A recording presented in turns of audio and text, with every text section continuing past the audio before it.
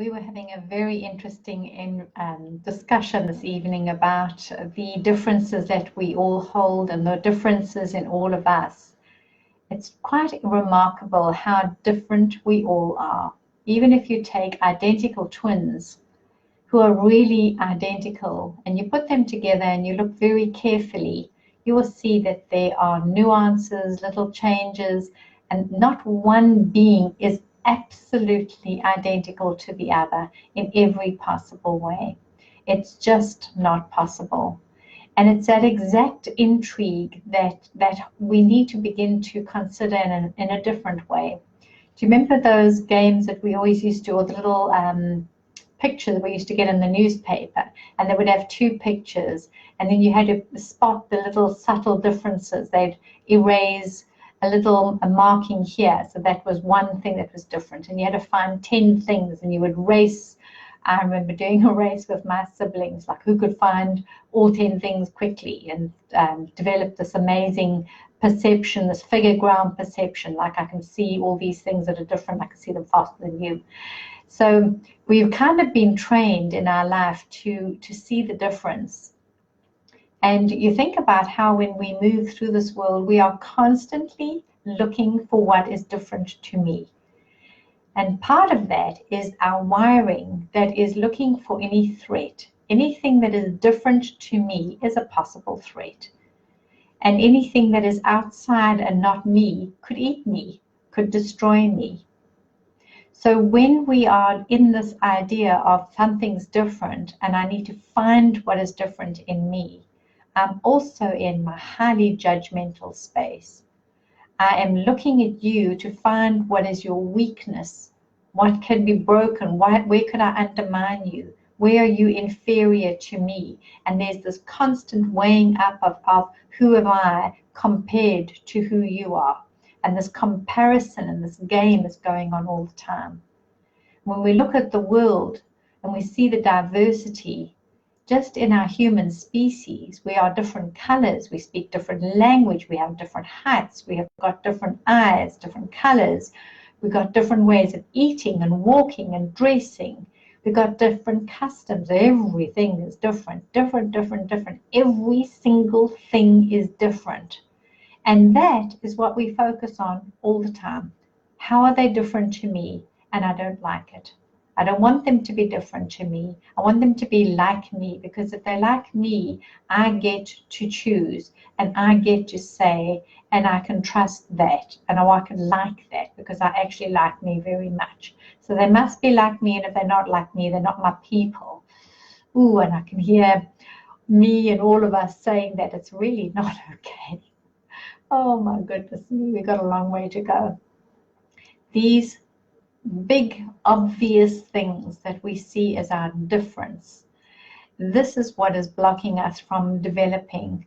Because if we're looking at the obvious the whole time and we are focusing on that and we're training this brain and this eye and our perception and our skills to constantly see what is different, what is not me, then I'm constantly bathing my awareness in the obvious realm.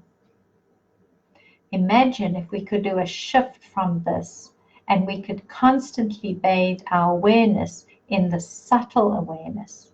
And when we switch from what is different that I can see to what is the same that I can sense, oh my goodness, I think this is going to be a key.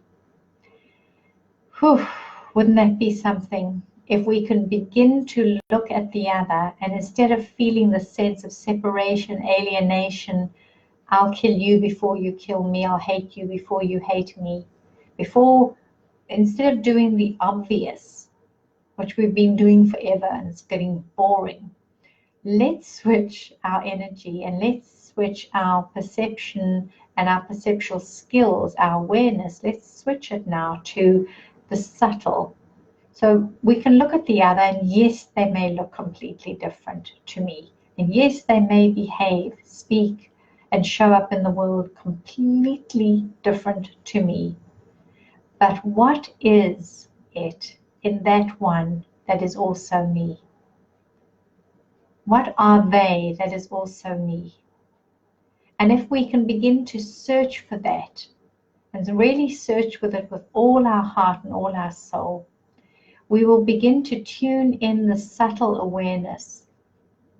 When we get into the subtle realm, this is the field of energy that connects you and me. I'm here in my little pod of my body mindness, but I'm also in the energy space around me. I'm also in this field. I can connect through this field. I can think of you. And in this exact moment, as I'm thinking of you, you are feeling me thinking about you. And our little devices are going to be substantiate that ability to connect in the subtle realm in the field. And I will send you a little message. I'm going to send you one right now. And I send you a message, and so you will pick it up. And as you pick up this message, so we are sending and receiving. I'm just sending a little heart message right now to a precious friend. So there we go. As quick as that, I can send a message, but quicker than that, I can send a message in the subtle realm, not the obvious realm, which I need a device, I need a computer, I need a something, which just proves to me this connection. Once I've sent that, in a moment, a message will come back. That message is saying, I hear you, I see you, or thank you for connecting, or thanks for thinking of me. But I thought about them before I sent the little message. I worked in the subtle realm, and the subtle realm is waiting for us to see it and to know it and to experience it.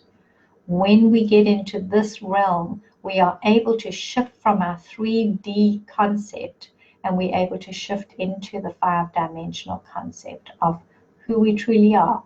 We are beyond this body, beyond this frame, and beyond this identity. Oh, I'd love you to play with that idea, and let's see how we go. We'll all just play with it. New idea, just in. Let's play with it. So much love, my darlings. Have a beautiful evening. Namaste.